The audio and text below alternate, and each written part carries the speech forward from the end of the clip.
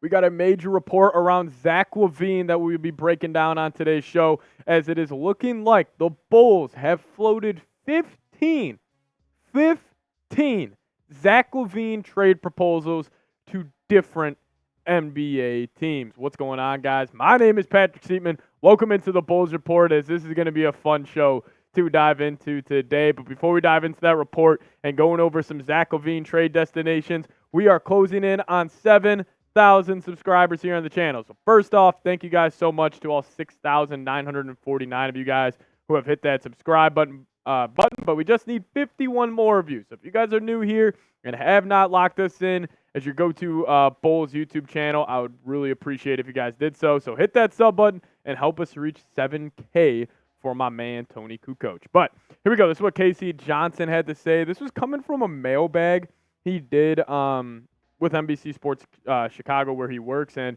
he said Zach LaVine's future isn't the only trade scenario that has been discussed. Even if sources said Karnišovas has floated as many as 15 proposals around the two-time All-Star guard to various teams, including the Sacramento Kings, Orlando Magic, and the Philadelphia 76ers. And here we go, Bulls fans. Like, finally, it is looking like LaVine will finally be traded, hopefully this offseason, and hopefully he doesn't play another game with the Chicago Bulls. But immediately when I got that report, this was the scene I thought about from the Joker movie of just him saying, "Here we go," and then boom. And then, obviously you guys know what happened after. But let's dive into some trade destinations for Zach LaVine. Number one, we're going to be talking about the Sacramento Kings, as we did break down a report yesterday that talks are heating up between Chicago and Sacramento, and it makes a lot of sense for the Kings, especially if they aren't able to bring back Malik Monk in free agency. They could be looking for another high-level scoring guard next to De'Aaron Fox, and LaVine fits that bill. But what would a trade look like? This was a trade I saw thrown out there on the internet, and it actually packaged up Alex Caruso with LaVine. Then we have the Bulls receiving, a bunch of role players: Kevin Huerter, Davion Mitchell, Harrison Barnes, Quis Duarte, and then also 3 second-round picks. I know a lot of you guys may be hitting the panic alarm. Why would we give this up for Zach LaVine? Like, we could get more for him, and I just disagree. I think Bulls fans, and I think we're all just going to be incredibly disappointed on the package that we are going to get for LaVine. It's going to be a whole lot less than we can imagine. I actually don't hate this deal as much as I think most Bulls fans would. You're getting a really good shooter in Huerter and Harrison Barnes, good play finishers, which I think the Bulls need more of just guys that are late in the shot clock, can knock down an open three when asked to do so. And then you're also getting Davion Mitchell, a scrappy guard you could bring off the bench. And another point, I think the Bulls need to start building through the draft. So even though these aren't first-round picks, you're still getting 3 second-round picks, which I think, is extremely valuable with where the Bulls right now are as a franchise. But another team that I think could be in the LaVine sweepstakes is the Orlando Magic. We have heard reports that they could be interested in Klay Thompson, D'Angelo Russell, as guys to bring in to just add that extra offensive boost to that backcourt. But no doubt about it, LaVine would actually be a pretty good fit in Orlando. Like, I think LaVine's one of those guys where, most NBA teams are not going to be interested in his $40+ million contract and just his overall style of play. But I actually think Orlando's on a short list of teams that would be interested in the likes of the two-time All-Star. Just having that 3-level scorer can knock it down from over the top, because you already got Paolo Banchero, who I think is going to, take that the superstar jump here over the next couple of seasons. If you just add LaVine next to him, it's going to make his life a whole lot easier. Now, maybe they can match like Jonathan Isaac and a couple other contracts to get to that $43 million, and then Zach LaVine is theirs. But, I do definitely think Orlando is going to be a team that will be aggressive this offseason. I bet you LaVine is on their radar. But a team that I do think will be super aggressive this offseason is the Philadelphia 76ers. They are in dire need of that third star next to Maxey, next to Embiid, and they can actually offer a free agent a max slot. But I just don't think the Sixers are in the LaVine market. I was talking to Jake Chipper. He does work here for our 76ers channel at Chat Sports, and I said, hey, what's your trade proposal for Zach LaVine? And he said, I would need a first-round pick back to even take LaVine's contract. So, obviously that's just how the fans are thinking about LaVine, but, I just don't think Philly, it makes a whole lot of sense for them to add another, high-level scoring guard that doesn't play much defense next to Maxey. He already fits that mold. I think they're going to be going all in for like the Paul George, OG Anunoby types of players on the perimeter. But this is my team. This is my dark horse that I don't think a lot of people are talking about. The San Antonio Spurs.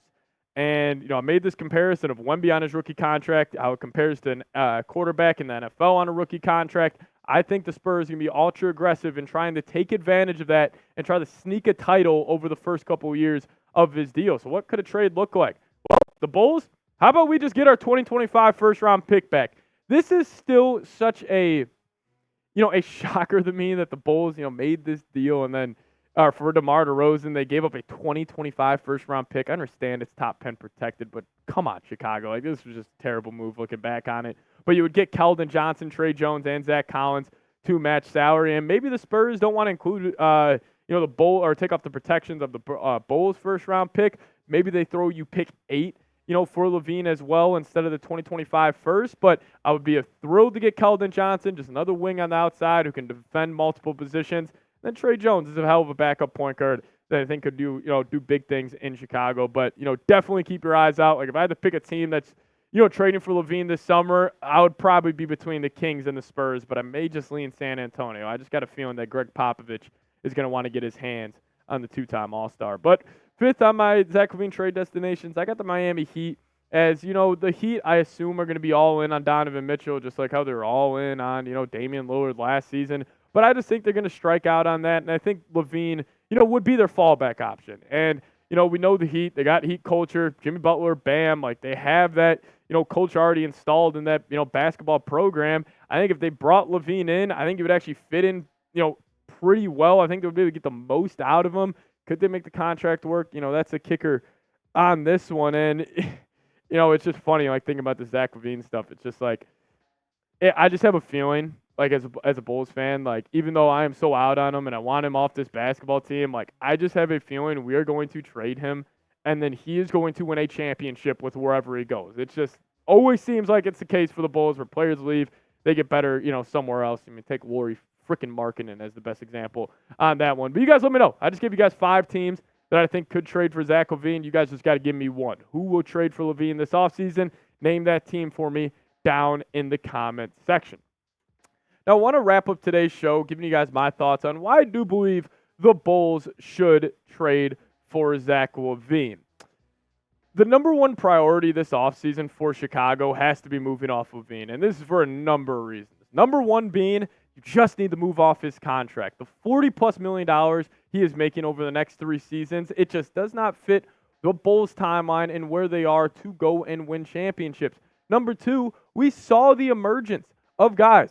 Kobe White, Ayo Dosunmu, last season when LaVine went out, their usage rate, their shots per game all went up, and we finally saw a different level of their games. We were talking about them as potentially being the backcourt of the future. You move off number 8, I could see Patrick Williams having a bigger year. I could see even a guy like, I know this may sound crazy, but even a guy like Dalen Terry could get more shots and get, more further down his development as an NBA player. And, it's also you just add in the locker room side of things. Like, I don't think the other players of the Bulls team, like, I'm sure they will respect LaVine. I'm sure they love him as a dude, as he seems like a super chill guy, super nice guy. But, it's on the basketball court. I'm sure they look at him saying, you kind of left us high and dry last season. I'm not, out here saying his injuries were BS, but, I think a little bit of LaVine was him, using this injury as not like an excuse to miss the rest of the season. But I think if he wanted to, he would have came back. So I'm sure the other Bulls players are looking at him with his eyebrows raised, like, are you really a leader? Are you really all bought into this basketball team? And, I'll wrap up today's show making this point. I just don't want Bulls fans to get lost in the name of Zach LaVine is what we'll call it. Like, I think people, are, and I've seen it on Twitter floated out there, where they are saying, like, oh, could you imagine Kobe White next year with Zach LaVine? It's going to do wonders for this basketball team. Yes, Zach LaVine would make the Bulls a better team minimally. However, bringing him back to this roster, bringing him back to this team is just going to hinder development. And yes, maybe the Bulls would be better for just, win 1 or 2 more games next season with him on this roster. I just think moving forward and just looking at this team down the line, you want to really halt the development of some of your young players and just overall not create a winning culture. You bring this guy back. That could be the worst thing the Bulls could do. So, I am all out on LaVine, and, I really hope they get this deal done. this offseason. And, I understand the argument where why would you trade somebody when his value is at its lowest? I hear that completely. But, I'm just at the point where it's just like rip the Band-Aid off, deal with, the outcomes that are going to come next, and then, just go from there. But that's a new report around Zach LaVine that apparently the Bulls have made 15 offers for LaVine this offseason. So, we'll see what happens. But we'll close it with this. Will Zach LaVine play another game with the Bulls? Just one more game. Will he be on this roster opening night? You guys give me a Y for yes or give me an N for no down in the comments section. As always, guys, I want to say thank you so much for watching. If you guys haven't already, hit that subscribe button. Lock us in as your go-to Bulls YouTube channel. Hopefully we have a fun offseason. As I just saw the stat again today, the Bulls are the only team in the NBA to not make a trade at the trade deadline for the past 3 seasons. So hopefully the Bulls are active. Hopefully we make some deals this summer. But if they do, we'll have a video for you guys ASAP. So hit that sub button, lock us in, and as always, go Bulls.